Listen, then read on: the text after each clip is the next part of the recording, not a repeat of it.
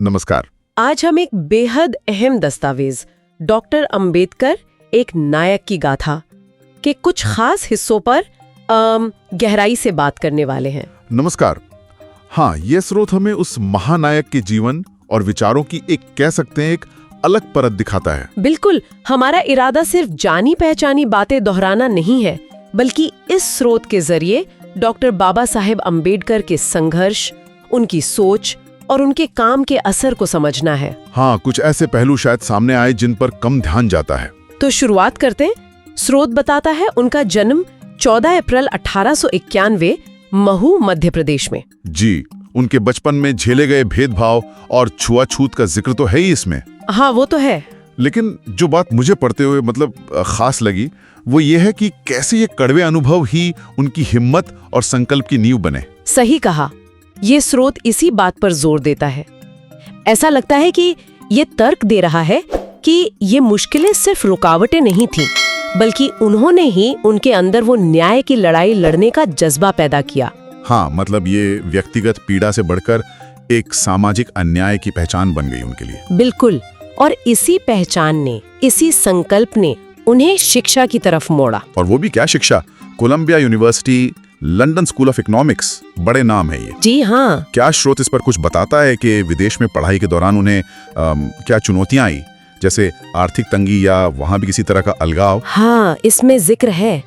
पैसों की कमी तो थी ही, पढ़ाई का दबाव भी था, लेकिन इससे भी ज्यादा जरूरी बात जो ये दस्तावेज सामने लाता है वो ये कि विदेश में मिली आजादी और ज्ञान ने उनके इस विश्वास को और मजबूत किया। किस विश्वास को? कि शिक्षा ही वो सबसे कारगर हथियार है जिससे सामाजिक बेड़ियों को तोड़ा जा सकता है। ये सिर्फ डिग्री लेना नहीं था। अच्छा। ये वो बौद्धिक औजार हासिल करना था जिनसे भारत लौटकर वो समाज में बराबरी की लड़ाई असरदार तरीके से लड़ सके। और इन्हीं औजारों के साथ वो लौटे। फिर आता है महाड़ सत्याग्रह का जिक्र स्रोत में। हाँ, महाड़। इसे किस तरह पेश किया गया है? क्या ये सिर्फ पानी पीने का हक मांगने का मामला था? देखिए, स्रोत महाड़ सत्याग्रह को एक बहुत ही निर्णायक मोड़ की तरह दिखाता है। ये सिर्फ पानी तक पहुंच की लड़ाई नहीं थी। तो फिर ये उस अपवित्रता की धारणा पर, उस छुआछूत की पूरी व्यवस्था पर सीधा हमला था। इसका मकसद था बुनियादी मानवीय गरिमा को स्थापित करना। स्रोत बताता है कि उन्हें कितना विरोध झेलना पड़ा, जो दिखाता है कि उस समय ये भेदभाव कितना गहरा था, कितना संस्थागत था। और महाड़ के बाद कालाराम मंदिर आंदोलन का भी जिक्र है। स्रोत इन दोनों संघर्षों को कैसे जोड़ता है? क्या ये एक ही कड़ी के हिस्से थे? बिल्कुल, स्रोत इन्हें एक ही बड़ी लड़ाई के दो अहम पड़ाव मानता है। समाज में बराबरी का दर्जा हासिल करने की लड़ाई। अच्छा। कालाराम मंदिर में प्रवेश का आंदोलन सिर्फ एक इमारत में घुसने की जिद नहीं थी, ये धार्मिक और सामाजिक समानता का दावा था। सही बात है। समाज में खड़ी वो अदृश्य दीवारें। स्रोत जोर देता है कि ये अलग अलग विरोध नहीं थे, बल्कि नागरिक अधिकारों के लिए एक सोची समझी रणनीति का हिस्सा थे। फिर बात आती है संविधान निर्माण की, एक ऐतिहासिक योगदान। स्रोत बताता है कि वे आजाद भारत के पहले कानून मंत्री बने। जी हाँ, प्रारूप समिति के अध्यक्ष भी। तो क्या ये दस्तावेज संविधान के कुछ खास पहलुओं पर उंगली रखता है जहां डॉक्टर अंबेडकर का प्रभाव सबसे ज्यादा महसूस होता है, शायद उनके अपने अनुभवों के कारण? निश्चित रूप से। स्रोत साफ तौर पर बताता है कि उन्होंने मौलिक अधिकारों पर, खासकर समानता और भेदभाव की समाप्ति की गारंटी देने वाले प्रावधानों पर कितना जोर दिया। जैसे अनुच्छेद 17 जो छुआछूत को खत्म करता है। स्रोत उनके जीवन भर के संघर्ष और इस अनुच्छेद के बीच एक सीधा संबंध दिखाता है।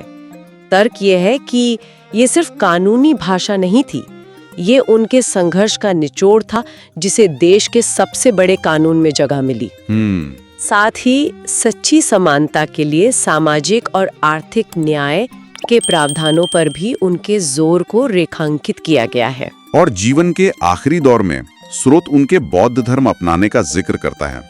उसे किस नजरिए से पेश किया गया है? क्या वो हिंदू धर्म से मोहभंग था? स्रोत इसे सिर्फ मोहभंग या त्याग के रूप में नहीं देखता।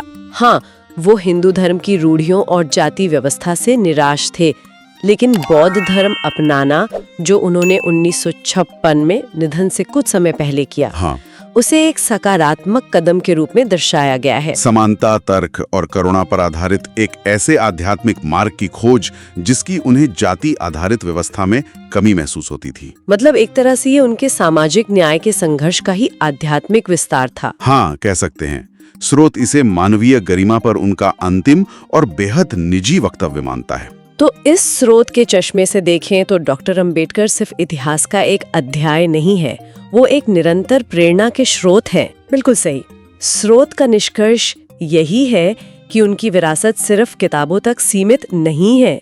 सामाजिक न्याय, बराबरी और संवैधानिक मूल्यों पर उनके विचार आज भी भारत में बहस और बदलाव को दिशा दे रहे हैं। हाँ। उनका जीवन, जैसा कि इस स्रोत में दर्शाया गया है, वो जुल्म के खिलाफ हिम्मत और शिक्षा की ताकत का एक जीता जागता प्रमाण है। और ये हमें सोचने पर मजबूर करता है, डॉक्टर अंबेडकर ने जिन सिद्धांतों की वकालत की, जैसा कि इस स्रोत में बताया गया है, वे आज हमारे समय की सामाजिक और राजनीतिक चुनौतियों के लिए कितने मायने रखते हैं, इस पर विचार करना वाकई जरूरी है।